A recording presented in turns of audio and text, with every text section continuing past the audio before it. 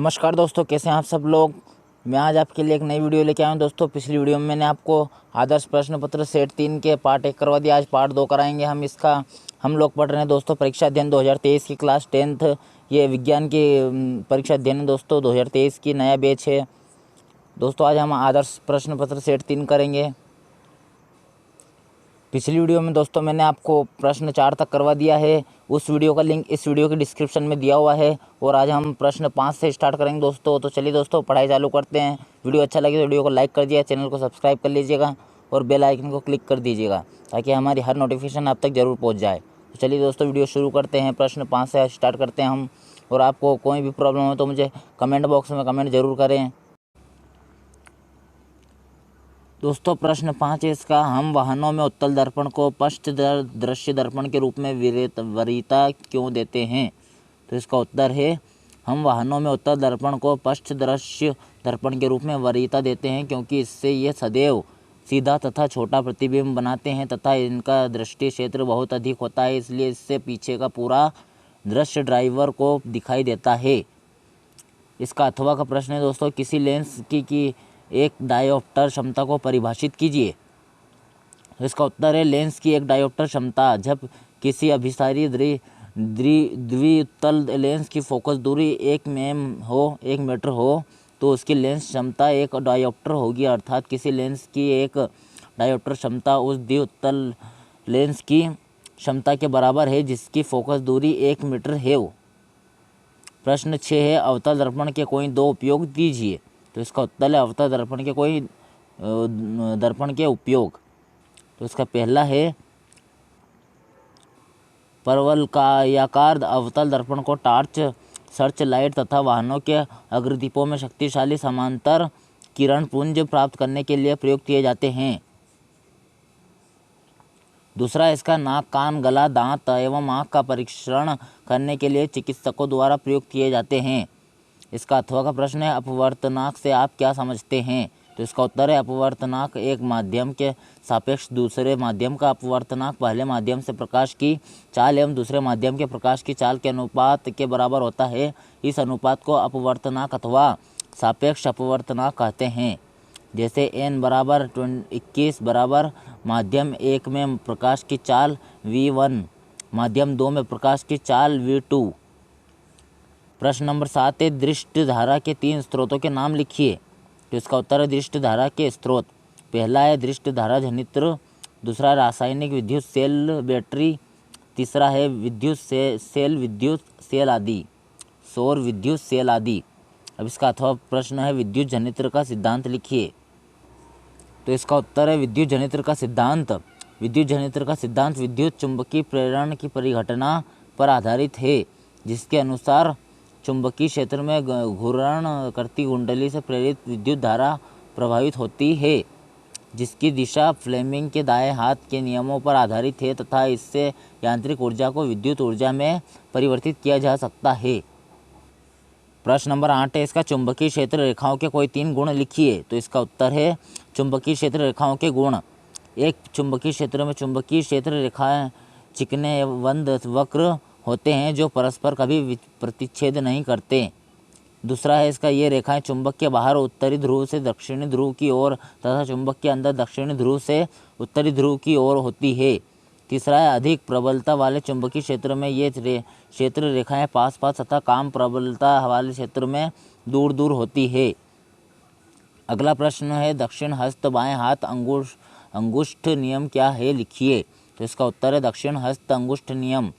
यदि आप दाहिने हाथ में धारावाही सीधे चालक को इस प्रकार पकड़े कि आपका अंगूठा विद्युत धारा की दिशा की ओर संकेत करे तो आपकी अंगुलियां चालक के चारों ओर उत्पन्न चुंबकीय क्षेत्र में चुंबकीय बल रेखाओं की दिशा को प्रदर्शित करेगी।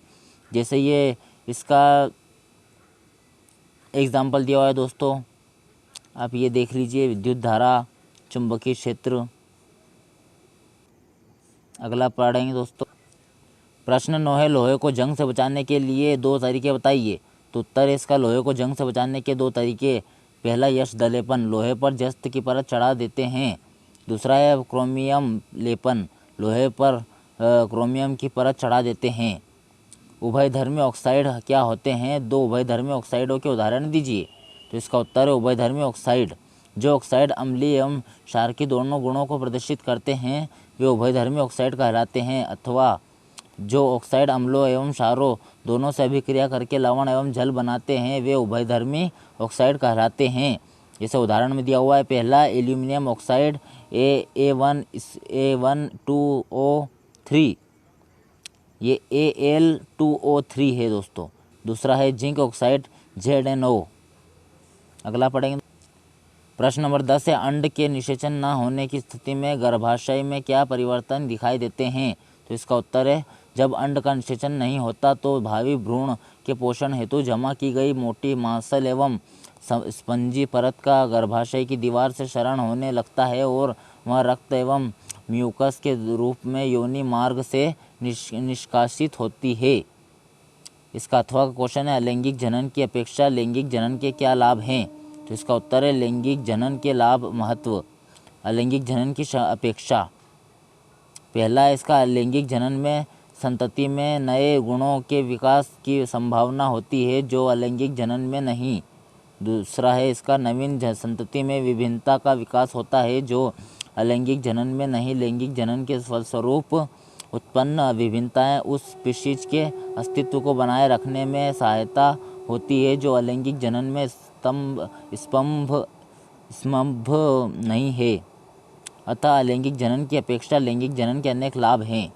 अगला प्रश्न 11 है, मेंडल का प्रभाविता का नियम समझाइए। तो इसका उत्तर है मेंडल के प्रभाविता के नियम। इस नियम के अनुसार जब विपरीत लक्षणों के एक जोड़े को ध्यान में रखकर क्रॉस कराया जाता है तो पहली पीढ़ी में केवल प्रभावी गुण लक्षण दिखाई देते हैं। गुणों की यह प्रवृत्ति प्रभाविता तथा यह नियम प्रभाविता का नियम कहलाता है। अभी अथवा वाला प्रश्न है दोस्तों, मेंडल का स्वतंत्र अपव्यूहम का नियम लिखिए। तो इसका उत्तर है मेंडल का स्वतंत्र अपव्यूहम का नियम। इस नियम के अनुसार जीवों के लक्षण एक दूसरे से प्रभावित किए बिना स्वतंत्र रूप से युग्मकों का या संतान में जाते हैं। अतः उन लक्षणों का पृथक्करण स्वतंत्र रूप से है, अर्थात एक लक्षण की वंशागति दूसरे लक्षण को प्रभावित नहीं करती। इस प्रवृत्ति को स्वतंत्र अपव्यूहम एवं इस नियम को स्वतंत्र अपव्यूहम का नियम कहते हैं। अगला प्रश्न पढ़ें। प्रश्न 12 है, एक ओम प्रतिरोध से क्या समझते हो? तो इसका उत्तर है एक ओम प्रतिरोध यदि किसी चालक के सिरों पर 1 वोल्ट का विभवांतर आरोपित करने पर उस चालक में 1 एम्पीयर की धारा प्रवाहित हो रही है तो उस चालक का प्रतिरोध 1 ओम होता है। 1 वाट विद्युत शक्ति क्या होती है? तो इसका उत्तर है 1 वाट विद्युत शक्ति यदि किसी विद्युत परिपथ में 1 जूल प्रति सेकंड की विद्युत ऊर्जा की हानि हो रही है तो परिपथ की विद्युत शक्ति 1 वाट कहलाती है। प्रश्न 13, ग्रीन हाउस प्रभाव को समझाइए। उत्तर है ग्रीन हाउस प्रभाव ग्रीन हाउस इफेक्ट। ठंडे प्रदेशों में पौधों को ठंड से बचाने के लिए कांच या फाइबर ग्लास के बने पौधा घरों में रखा जाता है। सूर्य से निकलने वाली छोटी तरंगदैर्घ्य की विकिरण कांच से होकर इसमें प्रवेश कर जाती है तथा वहाँ ये बड़ी तरंगदैर्घ्य की विकिरणों में बदल जाती है जिनको कांच बाहर आने से रोकता है। इस प्रकार पौधाधार का ताप वायुमंडल के ताप से अधिक हो रहता है। इस घटना को पौधागर प्रभाव या ग्रीन हाउस प्रभाव कहते हैं। कांच की जगह यहाँ कार्य पर्यावरण में कार्बन डाइऑक्साइड, मीथेन, नाइट्रोजन के ऑक्साइड, ओजोन, क्लोरोकार्बन आदि गैसें करती है जिन्हें ग्रीन हाउस गैसें कहते हैं। इससे पृथ्वी का ताप बढ़ जाता है। आहार श्रृंखला खाद्य श्रृंखला किसे कहते हैं? तो इसका उत्तर है आहार श्रृंखला खाद्य श्रृंखला। भोजन रूपी ऊर्जा की जीवों में क्रमिक रूपांतरण की श्रृंखला आहार श्रृंखला खाद्य श्रृंखला कहलाती है। प्रश्न 14 है, तेल एवं वसा युक्त पदार्थों को नाइट्रोजन से प्रभावित क्यों किया जाता है?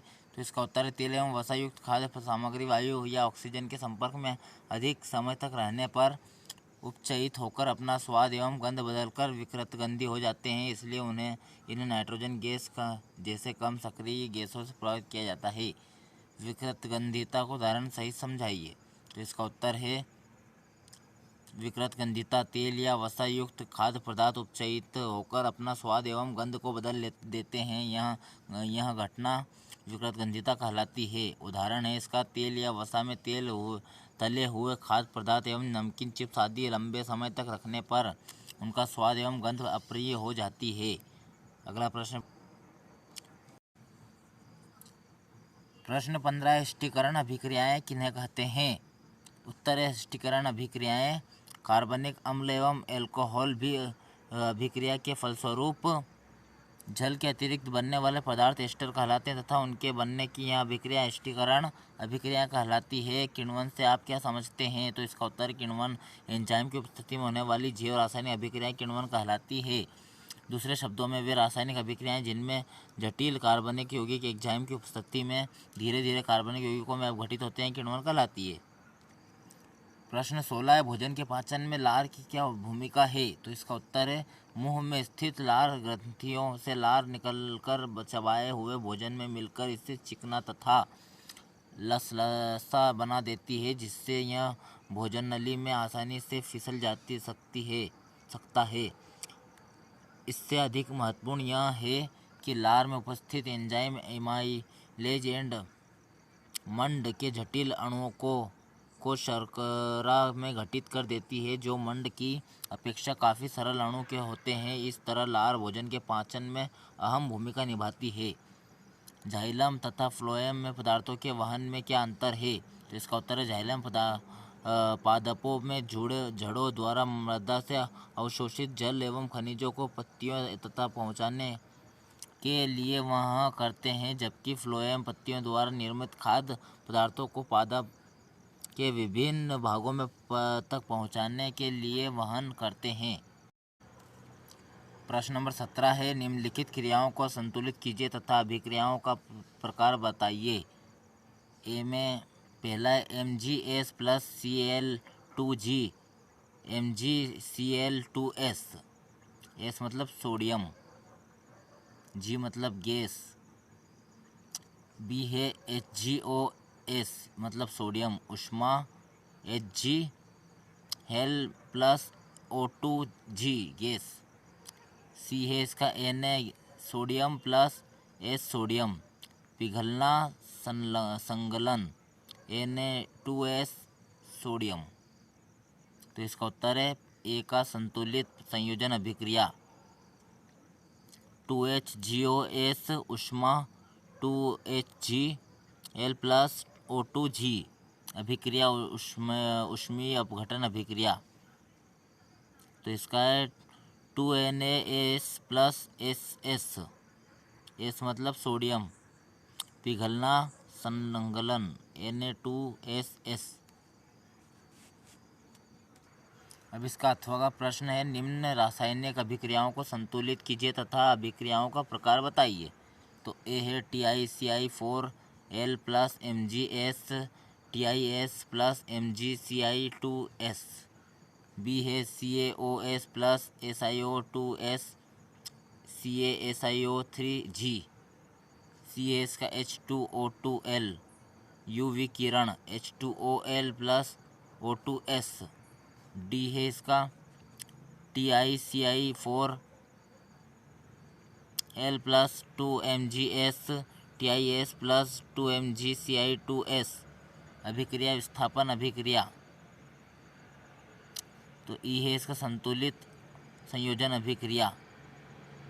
एफ में आएगा एफ है इसका 2H2O2L UV किरण 2H2OL प्लस O2G अभिक्रिया अपघटन अभिक्रिया। तो इसका उत्तर देखेंगे दोस्तों ये यहाँ से लेकर यहाँ तक का इसका उत्तर है अथवा का। अगला प्रश्न पढ़ेंगे दोस्तों।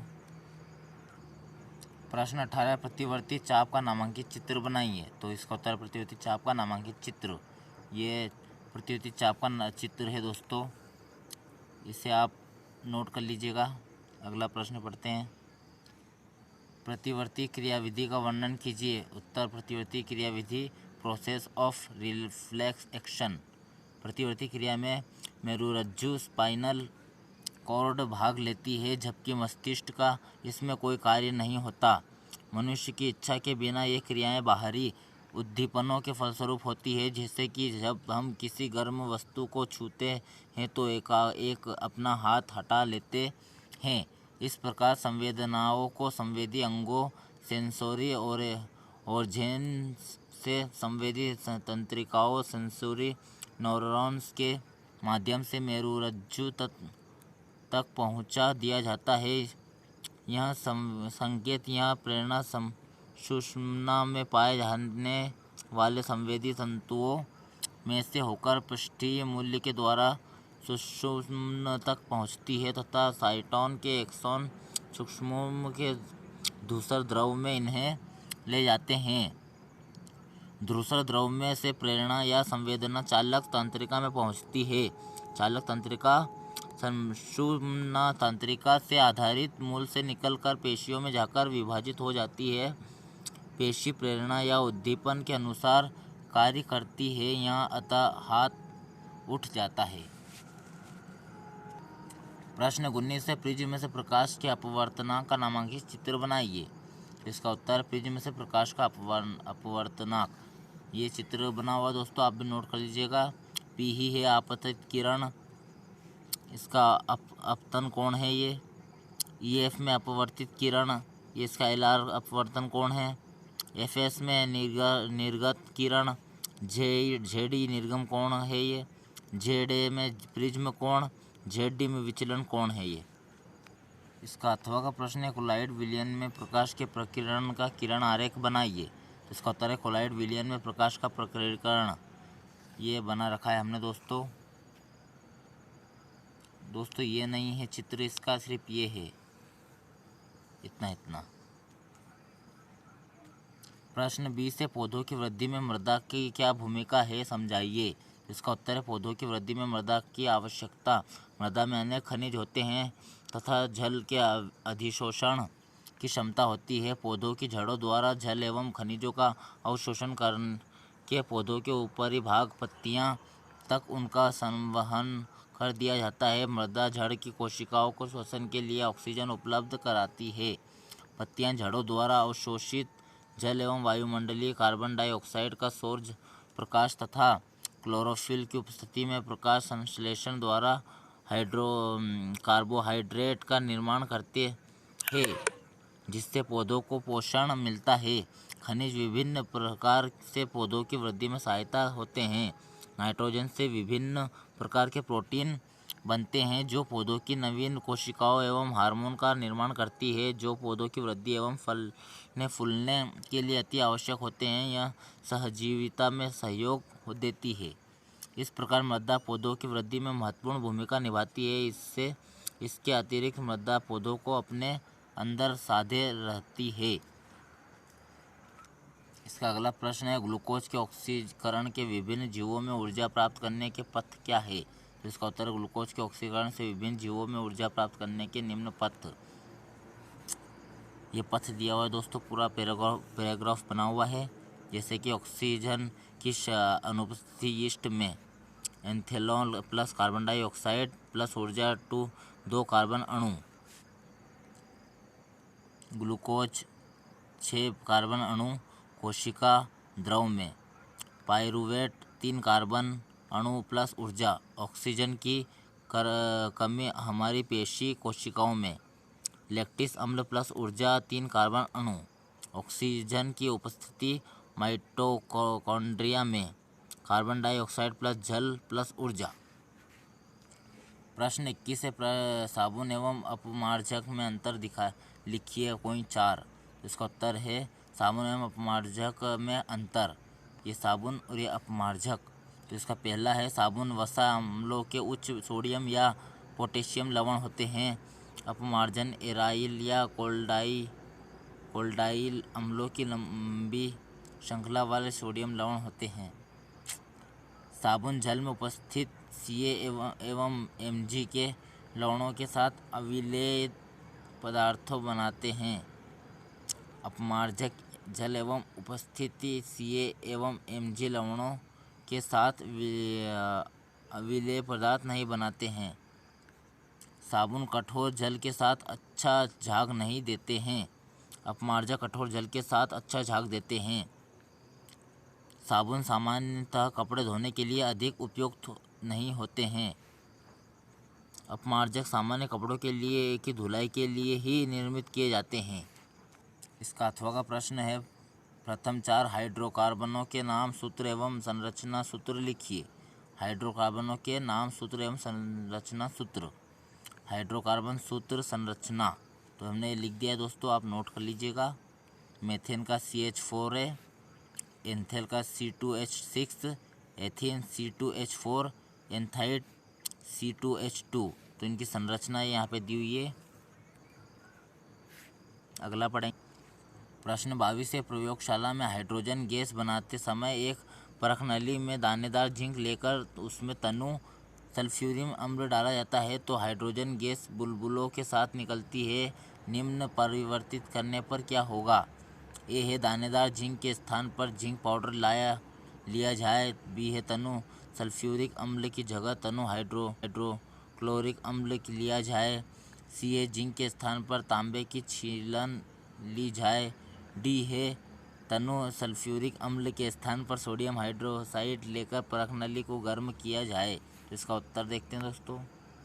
इसका उत्तर है दोस्तों, दानेदार जिंक के स्थान पर जिंक पाउडर लेने से पाउडर दोनों की अपेक्षा अधिक तेजी से अभिक्रिया करेगी, इससे अधिक तेजी से हाइड्रोजन गैस बनेगी।